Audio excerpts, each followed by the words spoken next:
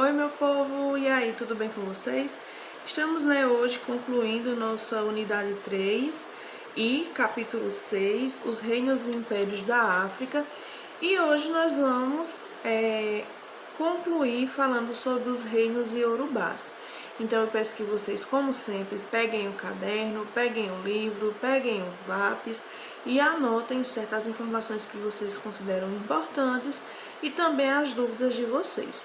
Então, olha só, gente, aí na página 76, certo, vem falando sobre os reinos iorubás, né, que foi um povo que viveu há milhares e milhares de anos, né, da etnia iorubá, que ocupavam, né, o que hoje vem a ser a região onde fica a Nigéria, o Togo e Benin, no continente africano, certo? E eles viviam, né, a cidade que teve maior expressão dentro dessa nação, desse povo, foi a cidade de Ifé, né, que foi uma das mais importantes centros comerciais, espiritual e religioso.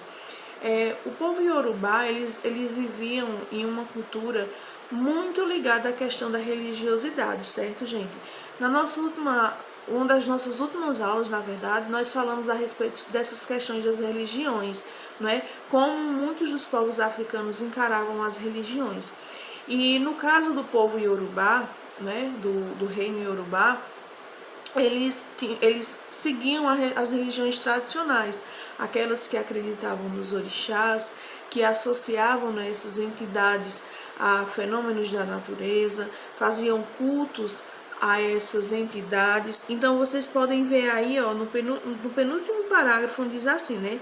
A religiosidade deles atribuía grande importância aos relatos orais. Então a fala, a conversa, ao passar o ensinamento, tanto religioso como de práticas e técnicas, por modo oral, falando e conversando entre eles, né? Lembram que a gente falou isso na última aula também?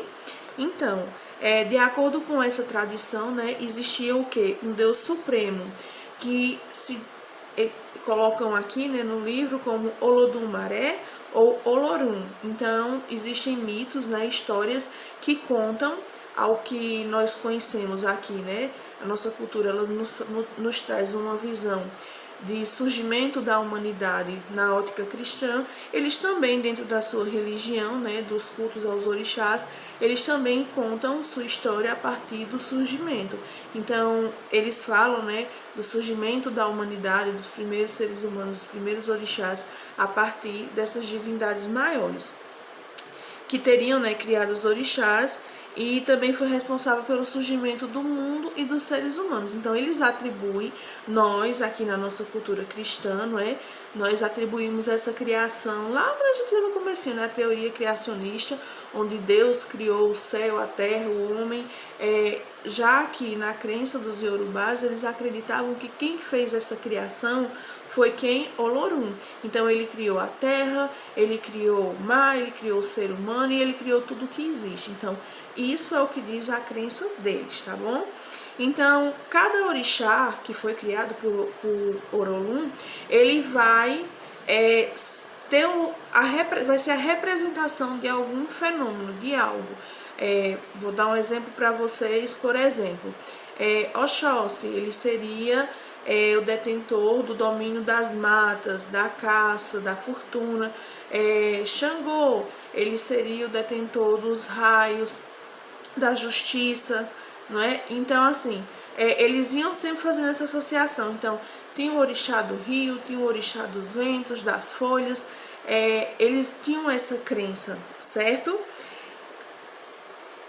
Aqui no Brasil, tem uma partezinha aí na página 78 do livro de vocês, que fala sobre os iorubás no Brasil, certo? Vocês façam uma leitura aí, que é bem interessante, como é que esse povo iorubá, eles vieram parar aqui no Brasil. E lembra que eu falei para vocês lá no comecinho, quando a gente começou a estudar sobre a história da África, como os africanos que vieram escravizados para o Brasil, como eles contribuíram, não é, para a nossa cultura, para a nossa história, para a nossa religiosidade e os nossos costumes. Então, esses povos que vieram aqui para o Brasil, principalmente, né, a etnia iorubá, eles trouxeram grande contribuição, certo, para o nosso país. não só na questão religiosa, não só na questão cultural, como também na questão religiosa.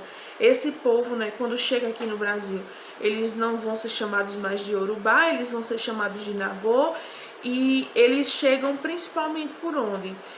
A partir que nós chamamos da história da diáspora africana, né, que é essa separação, esses encaminhamentos que se dão a esses povos que foram escravizados na África. Então eles chegam principalmente pela Bahia, certo? E depois eles vão se espalhando aqui no Brasil. E é onde eles trazem, né, o que nós chamamos do candomblé, que é uma religião afro-brasileira, né? Dentro das tradições recriadas e ressignificadas aqui no nosso país, tá bom, gente? Então, gente, é isso, certo? Que eu tenho para trazer para vocês. E como atividade, eu vou deixar para vocês a atividade da página 84 e 85, certo? Que é a atividade do livro, para nós encerrarmos, certo, esse capítulo. Então, mais uma vez, como eu disse a vocês, qualquer dúvida, entrem em contato, tá certo? E eu aguardo vocês me enviarem as atividades.